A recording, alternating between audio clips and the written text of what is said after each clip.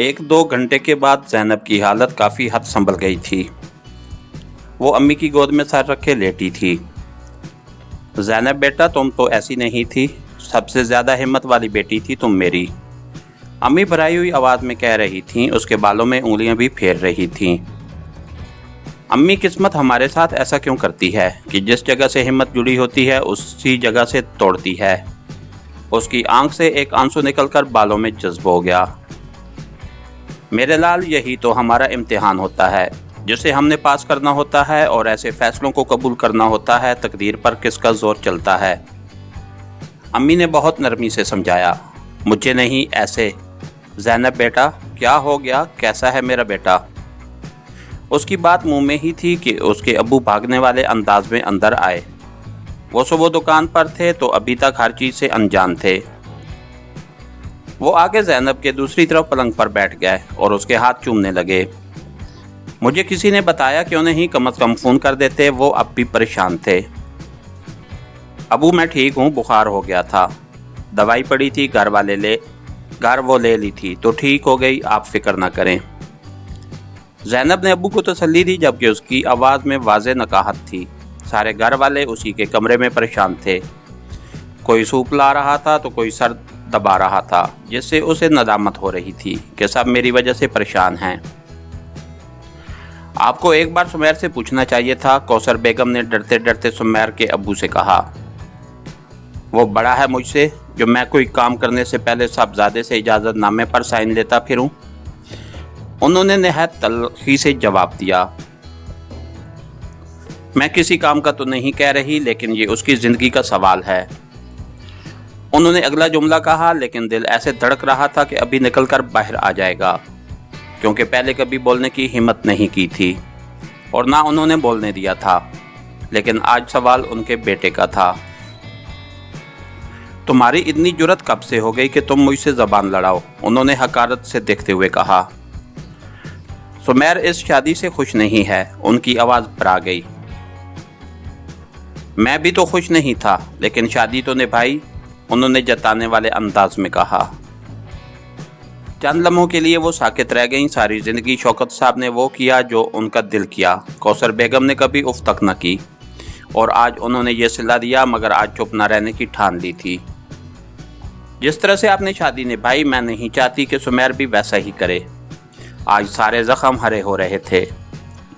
सारी ज़िंदगी आपने मेरी ही बहन शहनाज के सामने मुझे नीचा किए रखा। उसकी वजह से मुझे कभी बीवी का दर्जा नहीं मिला और आप चाहते हैं सुमैर भी आपके नक्शे कदम पर चले। आंखों से आंसू जारी थे। खबीस औरत, तुम्हारी इतनी हिम्मत कि मेरे सामने ज़बान चलाए। जिस थाली में खाया उसी में छेद।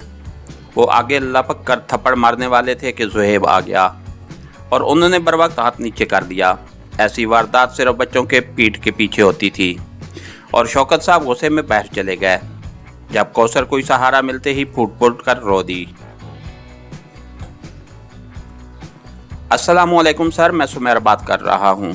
दूसरी तरफ से जवाब मिलने पर वो आगे बोला। सर, मेरे घर कोई इमरजेंसी आ गई है और मेरी वहाँ ज़रूरत है। सुमैर, आप अभी ज्वाइन किए दिन कितने हुए हैं और आप जानते हैं कि कितने प्रोजेक्ट्स पर काम चल रहा है? फ़िलहाल गुंजाइश नहीं है, लेकिन सर वहाँ बहुत मसला है, मैं एक ही दिन में वापस आ जाऊँगा। सुमैर ने इल्तिजा की। एम सॉरी कहकर उन्होंने कॉल काट दी। सुमैर ने गुस्से से हाथ दीवार पर मारा। उस वक्त वो बेबसी की इंतहा पर था। कल बॉस के आने पर फिर बात करनी थी। पूरी रात जागते गुजारती थी। न सुमैर की आंख लगी, ना ही ज़ैनब की। अब आगे का फैसला भी किस्मत ही करने वाली थी। जाने उनकी किस्मत में क्या लिखा था। सर, मुझे बात करनी है आपसे। बास के आते ही सुमैर पहुंच गया था। अगर छुट्टी की बात करो तो मैं अभी मसरूफ़ हूँ। बॉस ने भी सर मोरी से जवाब दिया। सर, मेरा सीरियस मसला है, मुझे सिर्फ एक दिन की छुट्टी चाहिए। सुमैर ने भी इल्तिजा की। मिस्टर सुमैर, अगर आप जाना चाहते हैं तो वापस आने की ज़रूरत नहीं, उन्होंने दो टोक अंदाज में कहा। सिर्फ एक लम्हा लगा था उसे फैसला करने में और वो कर चुका था।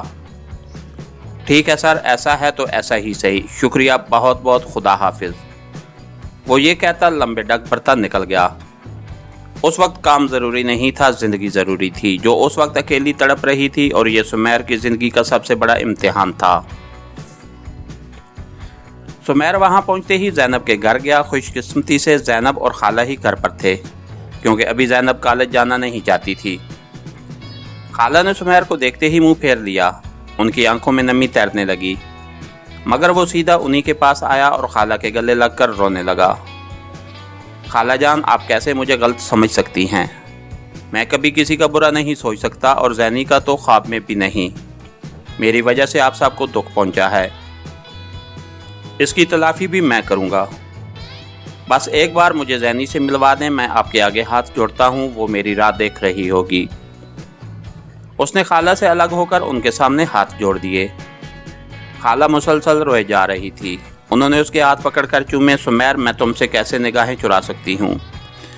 ہمیشہ تمہیں اپنا بیٹا سمجھا، اور ہمیشہ زینی کو تمہارے ساتھ دیکھنا چاہتی تھی، انہوں نے روتے ہوئے کہا۔ لیکن زینب بہت پریشان ہے، وہ ہمارے سامنے ظاہر نہیں کرتی، کیونکہ اس کے ابو پھر سوال کریں گے تو وہ کیا بتائے گی، اور ویسے بھی تو تم جانتے ہو وہ کسی کو پریشان نہیں کرتی۔ آپ فکر نہ کریں، میں کرتا ہوں بات، میں آ گیا ہوں، سب ٹھیک ہو جائے گا، وہ کہہ کر تیزی سے زینی کے کمرے کی طرف چلا گیا۔ اس کے ساتھ ہی ہماری آج کے ایپیسوڈ کا اختتام ہوا۔ کہانی کار چینل کو لائک کیجئے، سبسکرائب کیجئے، اور بیل آئیکن کو پریس کر دیجئے تاکہ ہر آنے والی نئی ویڈیو آپ تک بر وقت پہنچ سکے۔ شکریہ۔